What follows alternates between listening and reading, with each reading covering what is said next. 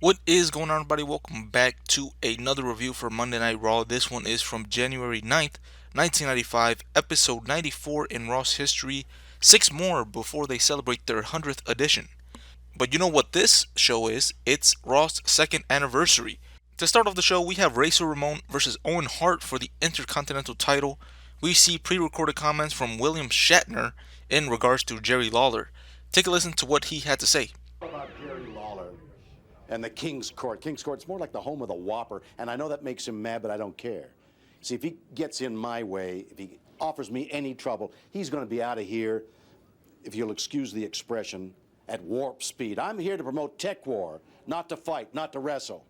So, Lawler, leave me alone. He says all of that because he's going to be a guest on King's Court later on tonight for whatever reason. It would be like Adam Driver threatening Jimmy Fallon before coming on his show. Like, why did he agree to be the guest if he doesn't like Jerry Lawler? It doesn't make any sense if you think about it.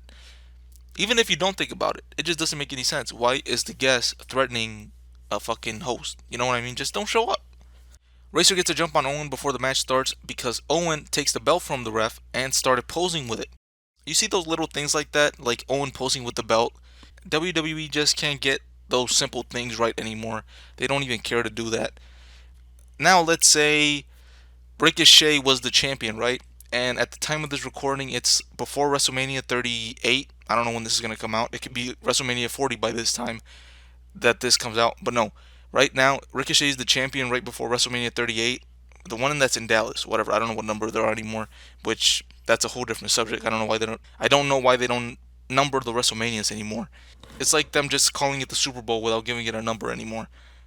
It just whatever. That's a story for a different day.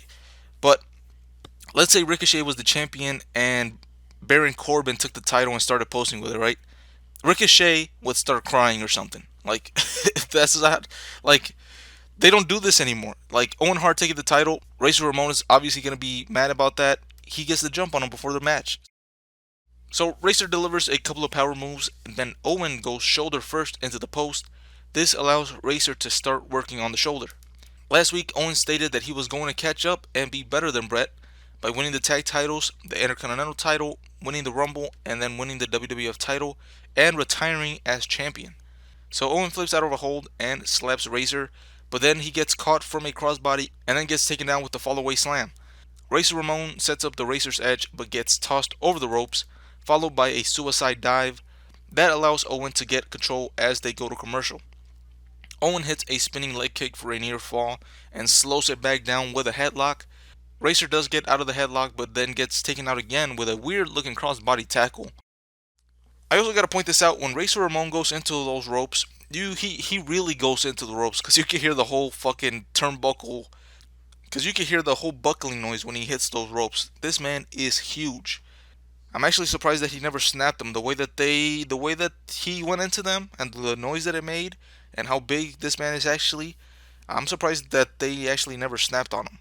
But Owen locks on the sleeper hold again and manages to get the bad guy down to his knees. Pause on that, but Razor gets up and back suplexes Owen to escape. Razor also hits a chokeslam and then sets up Owen on the top turnbuckle. Owen though flips over Razor and drops him on the ropes. It was supposed to be a crotch shot, but Razor lands back first on the ropes and falls out of the ring. Then when Razor gets back in, Owen sets up for the sharpshooter. As he locks it in, Brett comes out and nails him and causes the DQ. No, Brett, why? Why did you have to do that? Jeff Jarrett also comes out, and the four guys start brawling until Brett and Razor knock both of them to the outside of the ring, and they stand tall. Razor doesn't look mad at all that Brett just came out and interfered in the match, so that was a little bit of a nitpick, but whatever. And obviously, I'm gonna nitpick them doing a fucking screwy finish like that. I don't like it at all. And then we learned that Jarrett will take on Brett next week, and we had already learned last week that Jeff Jarrett was gonna take on Razor for the IC title.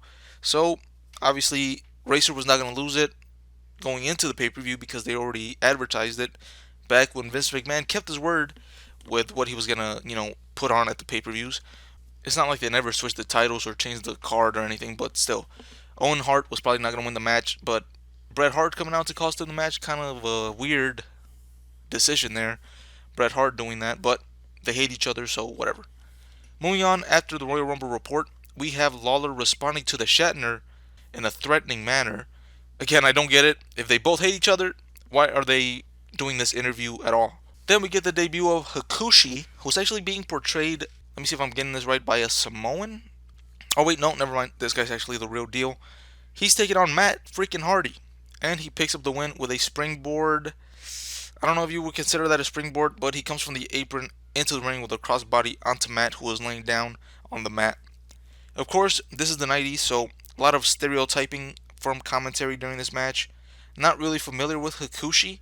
I think he's a good wrestler, but in terms of how they use him, I don't really know if he gets a push or not. Maybe a couple months push leading into a title match or something. I don't remember, or I can't recall, but we'll see.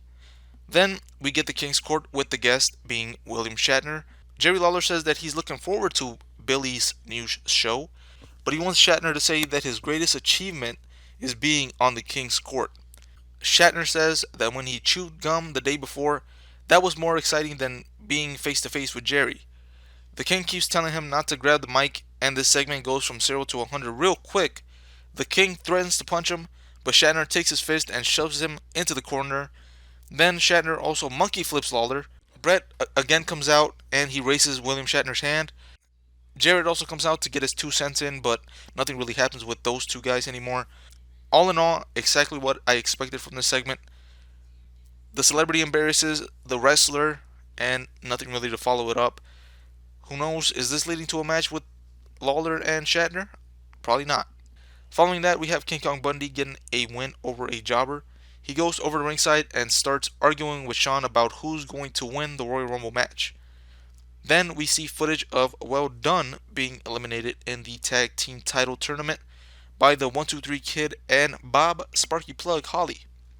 Speaking of Well Done, they accompany Harvey Whippleman because he's taking on Howard Finkel in a tuxedo match, where the winner has to strip the other guy down to their underwear.